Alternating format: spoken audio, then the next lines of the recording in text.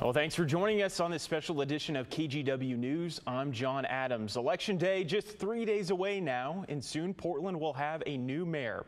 Our Celine Stevens spoke with some of the candidates today as they canvassed for last-minute votes. This mayoral election has 19 candidates running, so voters have a lot of choices with who they will rank this Tuesday. I caught up with Carmen Rubio, Mingus Maps, Renee Gonzalez, and Keith Wilson, who told me what they wanted voters to know before they turn in that ballot. 72 hours, and we got ourselves one heck of an important election. It's really about Portland's near-term future. Election day is just a few days away, and candidates are still hitting the campaign trail, trying to score those last-minute votes. I hope that voters will look at my record today and see what I have to offer, because it will be a good indicator of the work to come and how I roll up my sleeves and get the job done. We want Portland to be one of the safest cities in America again, one that's beautiful, healthy, and where seniors and families can walk down the street. With the mayoral election having several candidates on the ballot, these candidates are trying to distinguish themselves from the rest. This is truly one of the most important elections that Portland has seen in the last 100 years. If you care about livability, homelessness, public safety, economic recovery, we really need your vote. This campaign is about our future, and I think if we elect the right mayor at this particular time, we can turn the chapter and really care for all Portlanders. 3 current city commissioners are on the ticket, so I asked them what makes them stand out compared to their colleagues. Here's what they had to say. Well, I've been the commissioner in charge of half of the city's budget and 95% of the assets. I've consistently produced significant results. You'll also notice that we have more cops out there on the streets. That's because of the advocacy that I've had in place since I've been here. And I've not backed down from any of the hard fights, including banning outdoor drug use, stopping distribution of tents and tarps while supporting the building of shelter, and finding alternative responses that are improving 911 wait time and are improving ambulance services in the region. I am the only candidate in this race that has done the most during my time in office to deliver meaningful changes and policies for Portlanders. The other thing is, I'll say I have the most endorsements in this race. That's based on 20 years of relationships and trust, because they know I deliver. Keith Wilson is one candidate who isn't a current politician, but instead has a career in the trucking industry. He says this shouldn't concern voters. I'm an outsider, but as far as knowing Portland, I was born and raised here, so I understand Portland through and through. I might be an outsider, but it doesn't mean I lack experience. And when it comes to where their priorities lie, and if elected as mayor, what's the one big thing that you would do? Oh, that is really to address the suffering on our streets. That's the first thing we're going to do is address those vulnerable communities, which will allow us to restore public safety. It has to be addressing our homelessness crisis. You know, this is going to require coordination between the city, the county, and the state. I'm going to make sure that we get our economy back and vibing again, and that we reinvigorate downtown, and that we get more housing, affordable housing for everybody at every income level. 1,000 police officers and making Portland one of the safest cities in America again. Put that at the top of the list. In Portland, Celine Stevens, KGW News. And don't forget, you have until 8 p.m. on Tuesday, November the 5th, to drop off your ballot. Well, ballot processing returned to full operations in Clackamas County on Friday. It's after the successful repair of a mail ballot sorter, which slowed down processing for a time. The county clerk and elections office said earlier today the machine, which they first got in 2015, had experienced a sensor failure due to wear and tear. The county did purchase a new machine back in September. It's expected to be up and running by next May. And we will be here for you next Tuesday evening with election night coverage, streaming for free on KGW+. Our anchors David Molko and Laurel Porter will be joined by political analysts to break down the results as we get them for all the key races, both local and national. Our team of reporters will also be spread out across the region covering election night parties. Our coverage starts at 7 o'clock on Tuesday night. And remember, you can download the KGW Plus app on Roku, Apple TV, or Fire TV. Well, taking a look outside now, we had a short break from the rain this morning, but some heavier showers return this afternoon. Let's bring in meteorologist Joe Ranieri. Joe, how much rain have we seen so far today? Well, we've seen just about 1/3 of an inch of rain and counting. And if we look at the rainfall amounts, John, we've seen over the last 2 days, it's been pretty wet out there across much of the I-5 corridor, especially down to the central and southern part of the Willamette Valley. Over an inch in both Salem and Eugene, closing in on 2 inches over in Tillamook, and in the Portland area, we've seen about 1/4 of an inch of rain. And again, we're going to continue to see some rain showers the rest of your Saturday night and early Sunday morning. And across the Pacific Northwest, we definitely have been seeing some measurable amount of rain the first couple of days of November. Well, from our Wells Fargo tower camera, we're looking at a temperature right now of 51 degrees. And again, as we look at the futurecast, we'll see those rain showers start to increase here the next couple of hours. By 10:30, we're starting to see some heavier showers move in over the Salem area. Meanwhile, over in the Oregon Cascades, you're not going to be worrying about the rain showers. It's the snow showers that have been really piling up all day. The last day or so, Timberline Lodge has seen about 5 inches of snow. You've seen a couple of inches here in the last few hours. You're going to be seeing more overnight. And as we go into the next couple of days, it is going to be pretty wet. As we look at the radar, we're continuing to see those scattered showers and those snow showers. Winter weather advisory is in place. And again, we got to remind folks, and I'll do another reminder in my detailed forecast, that daylight saving time ends tonight and we switch to standard. That means an extra hour of sleep, but we're still going to be seeing some groggy people over the next couple of days, I'm sure, even with that extra hour. I'll talk more about that in a few minutes. All right, Joe, thank you. We'll see you later in the show. Well, new tonight, 1 person is dead and 3 others hurt after an apparent head-on crash in Clackamas County. Around 5 Friday evening, deputies were called to South Springwater Road, about half a mile south of Carver. They arrived to find the driver of one car dead and their passenger seriously hurt. The 2 people in the other vehicle were taken to the hospital with minor injuries. At this point, the sheriff's office believes one of the drivers failed to follow a curve in the road. Well, in Southwest Portland, police are searching for whoever shot a woman in the legs. It happened just before 11:30 this morning near Southeast Woodstock Boulevard and 97th Avenue. The victim was taken to the hospital and is expected to survive. No one has been arrested at this point.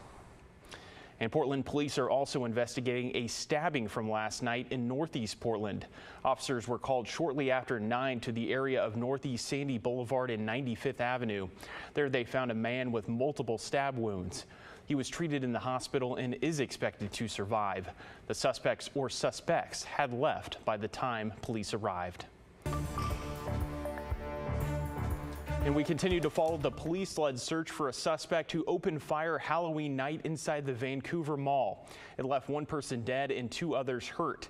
Friday night, our Alma McCarty spoke to one of the mall employees who helped families get to safety as the chaos unfolded. And a warning, some of the video you may see here may be disturbing to some viewers. Before parts of the Vancouver Mall turned into a crime scene. This was the scene Thursday. Dozens of families going store to store, trick-or-treating for candy Halloween night. We figured it was safer than the neighborhood. It was honestly quite sad. Just there were so many kids in the mall. And 16-year-old Bronwyn Cruden was here, working at her family's escape room. The sound of gunfire captured on cameras inside the business. I see myself hesitate for way longer than I feel I should have, but I immediately locked the door because I've been in this situation before. That time, she says, they sheltered in place when someone brought a gun to the mall. But Thursday's incident felt more chaotic. I actually went back up to the front and unlocked the door for people to come in, a family. They had 5 kids with them. Like one of them, the dad was holding a baby and one of the kids was just asking like, what's happening, what's going on? And the mom was like, don't worry about it. Like, we just need to get out. Like, we'll worry about it later. Cell phone video from the food court shows first responders tending to one of the victims. His crime tape surrounds empty tables. Vancouver police called it a targeted attack, with the suspect wearing a Halloween-type mask, shooting and killing an adult male in this part of the mall.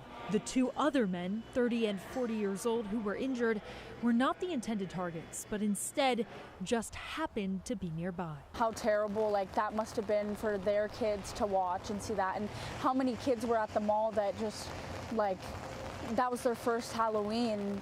They'll be traumatized for like the rest of their lives. Alma McCarty, KGW News.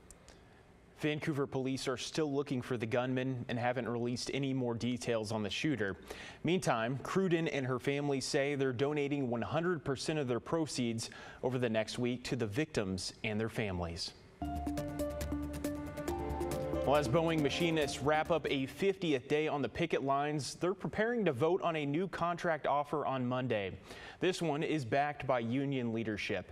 The new offer involves a 38% wage increase over 4 years. That's 3% higher than the last offer. A $12,000 ratification bonus is also on the table. The deal does fall short of the 40% wage increase the union originally asked for, and it doesn't include restoring pensions. This is better than our last offer, but I think they can do a little bit better, but we need to get back to work. If you ask me which way I'm voting, it's obvious. I'm going to reject the vote. Regardless of what happens on Monday, Boeing says it will move forward with laying off around 17,000 people. The company will send notices out in mid-November. The last day for those workers will be January 17th. Portland City Council is set to discuss a proposal that would end its homeless services agreement with the county. Friday, the Multnomah County Chair released a statement criticizing that idea. Jessica Vega Peterson said cutting ties would lead to more people on the streets and fewer services in shelters. She also called it bad for the community and believes it would halt the progress seen over the last few months. Commissioners Renee Gonzalez, Mingus Maps, and Dan Ryan asked the city attorney to come up with an ordinance to end the city's contract to fund the Joint Office of Homeless Services. They argued it gives the city little power to make decisions and questioned how the money was being used. The current contract has only been in place since July. Also in the coming week, the Multnomah County Commission will consider a nearly $1 million funding request from the Sheriff's Office. It follows a warning from the Sheriff that area jails are approaching capacity limits. If they hit 95%, inmates will start getting released. In a news conference on Thursday, the Sheriff said they're making room for new arrests.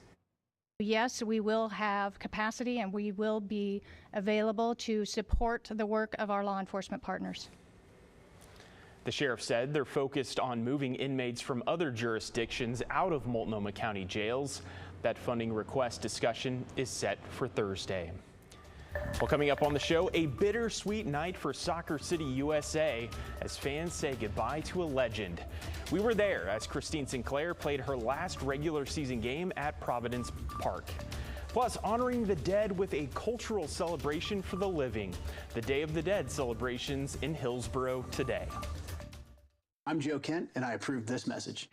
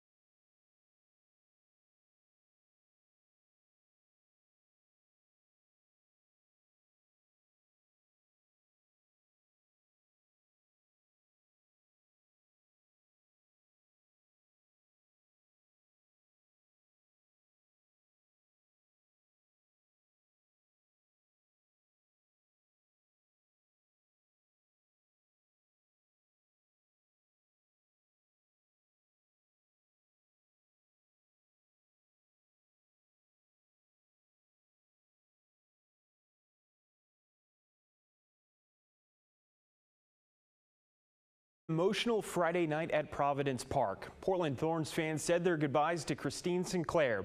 The international star's hanging up her cleats after the year, but she still wants to keep this season going, and she shined in her last regular season match. Art Edwards takes a look at her big night. Well, it was just the kind of night you would expect for a November soccer match in Portland. Temperatures in the 50s and rain. Christine Sinclair playing her final home regular season match. The fans were all in for this one. Sinclair is one of the most beloved Thorns of all time. They signed a poster for her on the concourse. It was Sinclair's 200th match with the Thorns. Supporters made a tifo that they unveiled before the start of the match. As for the match itself, the Thorns needed a win or a draw to clinch a playoff spot, and Sinclair provided all they would need. The Canadian striker scored early in the match to take the pressure off she and her team. The 66th regular season goal for Sinclair. The over 23,000 fans that showed up for the match went wild when Sinclair drove the ball into the back of the net. The Thorns went on to beat Angel City 3-0. Now, after the match, Sinclair and her teammates, they gathered on the field. That signed poster that we showed you was presented to her, and her teammates toasted her with soft drinks. Sinclair thanked her teammates and the fans who supported her during her time here. She scored the first goal in Thorns history back in 2013. She won 3 NWSL titles with the club. In her farewell news conference Thursday, Sink talked about what Portland means to her. Portland will always be home for me. I mean, obviously, I'm very proud to be from Canada. Like, yeah, that's, my blood is Canadian. But yeah, ever since going to university here, I remember Clive saying that, like, students come here and they never leave. And yep, that's me. Since day one, Portland's been home.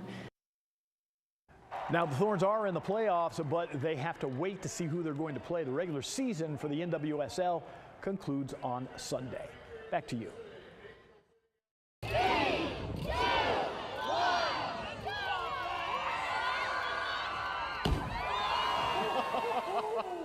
Well, the fall celebrations continued today in Seaside. The city held its annual pumpkin drop. Using a crane, they dropped a giant pumpkin into a pool of squishy ducks and beavers, Joe. Hopefully those ducks and beavers weren't injured. Well, this year's pumpkin, well, they may have been, because this year's pumpkin weighed more than 1,200 pounds. And gone in just seconds. Unbelievable. That is. Gone in seconds is right, and what's not gone is the rain. It's hanging around. It's going to be hanging around. Well, we were talking just a couple of hours ago how it seems like the last couple of Octobers, it really takes a few weeks for it to kind of kick in, that change, that subtle change, and it's not so subtle here the last few days. We've seen about a half of an inch of rain in the last 2 days or so, and we'll add to that the rest of tonight, early tomorrow morning. But here's a look at that cold front that's been rolling through here the last few hours. The rain showers have really picked up basically since about late this afternoon, and we've seen about 1/10 of an inch of rain here in just the last couple of hours, and we'll add to it. But again, we're not going to be seeing nonstop rain showers the rest of tonight and into tomorrow. Outside right now, 51 degrees, but it's going to be a rainy Saturday night. A few showers for tomorrow morning, and then heavy snow. That's the big takeaway if you're going to be traveling, is the heavy snow showers into the Oregon Cascades. In fact, a winter weather advisory is in effect tonight. The other thing that's our weather headline is standard time begins tomorrow. So by the time you get over to bed here in the next couple of hours, turn those clocks back to 2 a.m. And then, of course, you want to check those smoke alarms as well.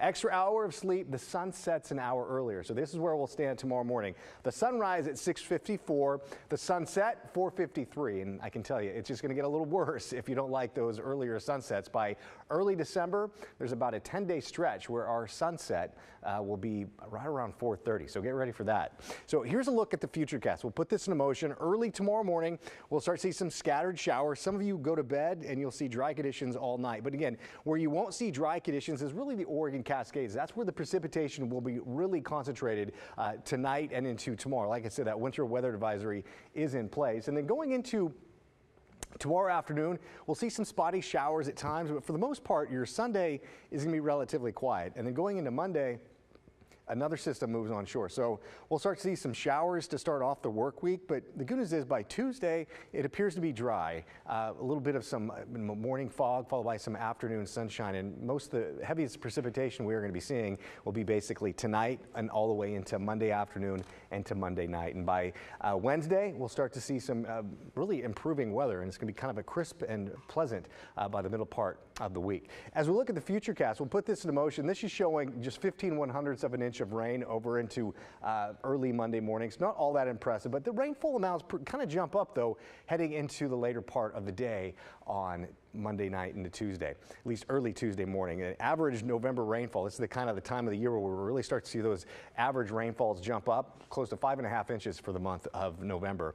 And as we look at those watches and warnings, that winter weather advisory is in place until early tomorrow morning above 4,500 feet. So if you're at government camp, you could be seeing some snow showers, and you could be seeing some heavy downpours in terms of snow showers later part of tonight into tomorrow, the more higher you go. So tomorrow, I took basically the precipitation icon out because it's going to be more dry than wet. I think a good portion of the day tomorrow. I think the scattered showers roll in early tomorrow morning. By 10, we're done with any precipitation. Some clearing by midday.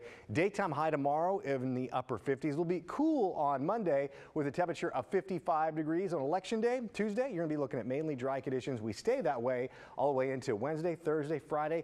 Next chance the showers won't roll back in until the first part of next weekend. John? All right, Joe, thank you. Nice stretch next week. Well, in Hillsborough earlier today, people had the opportunity to honor their lost loved ones as part of a cultural celebration. M&M Marketplace held a Day of the Dead event as part of the multi-day holiday that's celebrated in Mexico. From the arts and crafts to the traditional foods and music, this was a chance for the community to enjoy the different aspects of Latin culture, no matter where they come from.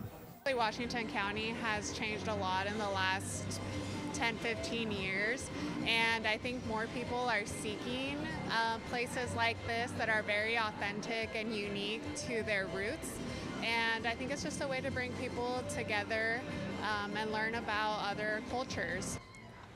This market has been a multicultural hub for Hillsborough for nearly 25 years now. Well, the top-ranked Ducks faced off against the defending national champions, the Michigan Wolverines. Orlando's going to join us to let us know if the Ducks' perfect season continues. Next. KGW made for this.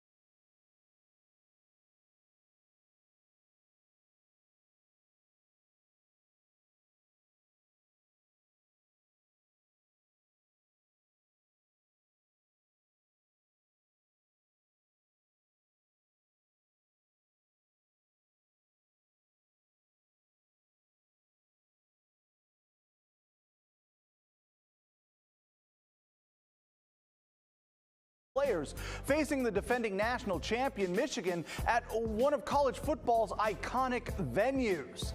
It's the Ducks and Wolverines, Oregon's first trip to the Big House since 2007. More than 110,000 inside Michigan Stadium, and while the Ducks weren't phased, Dylan Gabriel hits Evan Stewart. How in the world did he make that catch? Well, he actually didn't. The ball hits the ground, but there's no review, so it counts. And the Ducks' offense could not be stopped in the first half. Noah Whittington, he had a pair of touchdowns in this game. Oregon chalked up 200 more yards of offense than the Wolverines. Dylan Gabriel had 294 yards through the air, and he also did it with his legs. 2 total touchdowns on the stat sheet. The Ducks defense continues to make its mark. This was a key stop in the fourth quarter, 2-possession game, 4th down in the red zone, and the Wolverines come away with nothing. The Ducks capitalized with another score to put this game away. Top-ranked Oregon wins at the Big House 38-17, moving to 9-0 for the first time since 2012. Yeah, that we got a good team that continues to get better and better every single week, and I still see a lot of things that we can improve, and I know we're excited to go attack it. Just our resiliency. We faced some adversity there early in the game, and for nobody to even flinch or blink and then go ahead and say, hey, the next play is the most important, I saw that consistently show up tonight. The adversity coming in the injury department. Star receiver Tez Johnson took a hit on the Ducks' opening drive and didn't play after that. Johnson was on the sideline in a sling. No update on how serious the injury is, but he's one of the team's top playmakers. Offensive tackle Marcus Harper II also left the game due to injury.